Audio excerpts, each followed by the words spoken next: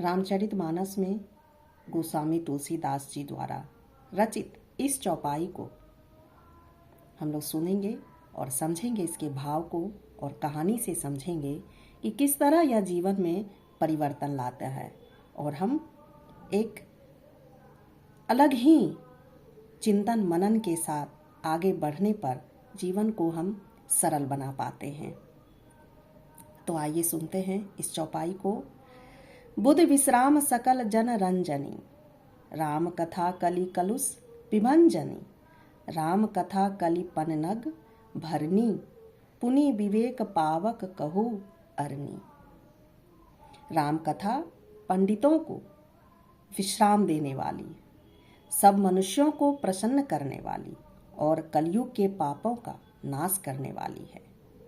राम कथा कलयुग रूपी सांप के लिए मोरनी है और विवेक रूपी अग्नि के प्रकट करने के लिए अरनी है।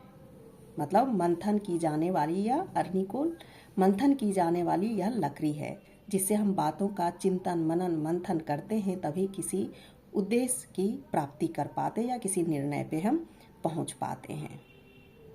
क्योंकि बिना सोचे समझे किसी बात पर पहुंचना वह हमें सही दिशा की ओर नहीं ले जाता।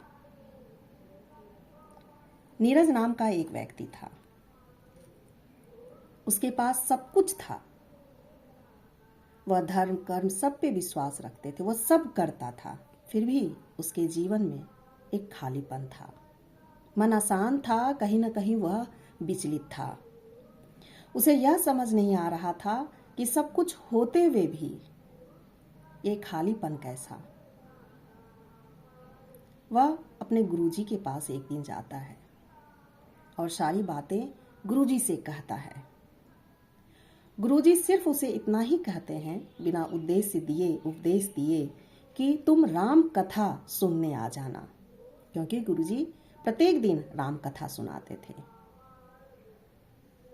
भले ही राम कथा में व्यक्ति की ताकतें कम हो, लेकिन व्यक्ति के मन को जरूर परिवर्तित करता था। तो नीरज भी सोचा कि कथा सुनने से क्या होगा, फिर भी वह गुरुजी के बातों को टाल नहीं सका।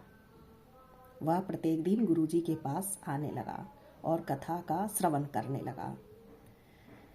कुछ दिन बीतने लगे राम कथा का श्रवण करते करते करते। वह देखता है अपने जीवन में अचानक से कि मेरे जीवन में बहुत बड़ा परिवर्तन आ गया।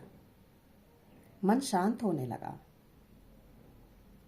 मन में खालीपन जो रहता था वो भरने लगा। जो है जितना है उसमें मुझे संतुष्टि मिलने लगी। जहां वो क्रोध करता था, जिन बातों पर उन्हें क्रोध आ जाता था, विचलित होता था, वही बातें आती हैं, लेकिन उस जगह उसका मन शांत रहता है।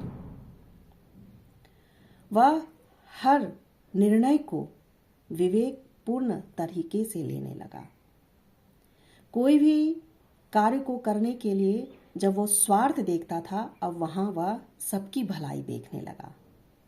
सब में मानवता का रूप वह देखने लगा। उसे कोई भी अपने दुश्मन नहीं नजर आने लगे, सब में मानवता नजर आने लगी।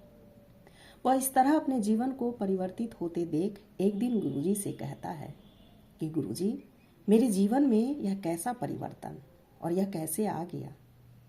तब गुरुजी उसे कहते हैं और यह चौपाई उसे सुनाते हैं और कहते हैं कि तुम अब मन के अरनी से काम करते हो, सोचते हो। मतलब जो मन रूपी लकड़ी है उससे बातों का मंथन करते हो, चिंतन करते हो, तभी किसी निर्णय पे पहुंचते हो।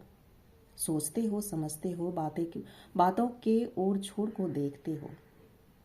जैसे सिक्के के दो पहलू होते हैं, तो उसी तरह बात भी है, समय है, सबके अपने अपने पहलू होते हैं। तो अब तुम उस तरह देखने लगे, मन की आंखें तुम्हारी खुल गई। जो मन के अंदर अंधकार था अब वह प्रकाश से भर गया है। इसलिए तुम्हें अब जीवन बहुत ही सरल, आसान और हल्कापन लगता है। तो ये जो चौपाई है ये हमारे जीवन में भी अगर उतारने की कोशिश करेंगे, समझने की कोशिश करेंगे, तो जरूर जीवन सरल होते चला जाएगा। सुनने मात्र से जब नीरज का जीवन बदल गया तो जब हम डेली प्रत्येक दिन सबके घर में रहते हैं किताब रामायण के और उसे पढ़ेंगे समझेंगे तो आज न कल तो जीवन बदल ही जाएगा। इसकी अंतिम शिक्षा है कि जब तक कथा केवल मनोरंजन है, कानों तक है तो वह एक मनोरंजन है। जब वह कथा जो है हृदय में उतरती है तो परिवर्तन जरूर करती है, और जब वह जीवन में उतरती है तो वह मुक्ति का प्रारंभ शुरू हो जाता है, वह रास्ता दिखाती है। मतलब जो अंधकार होता है वह प्रकाश में बदलने लगता है। इस बातों पे जरूर गौर कीजिएगा, सोचिएगा, समझिएगा और इसे जीवन में उतारने की जरूर कोशिश कीजिएगा। ओम शांति।